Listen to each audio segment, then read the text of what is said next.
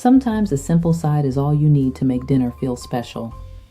This herb-infused rice pilaf is light, fragrant, and honestly, it makes the whole plate feel upgraded. You'll need brown rice, yellow onion, garlic, a splash of olive oil, vegetable broth, and a couple of herbs. I'm using thyme and parsley today. Nothing fancy, just flavorful. Start by warming your olive oil, then saute the onions and garlic.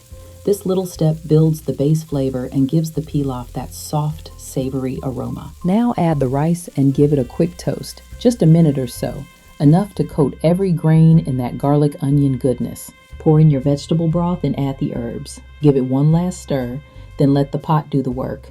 Simmer until your rice is tender and the flavors come together. Once it's done, fluff it with a fork and fold in a little fresh parsley. Light, simple, and full of quiet flavor. Easy, warm, and perfect with almost anything. Thanks for watching, and the full recipe is in the pinned comment. I'll see you in the next one.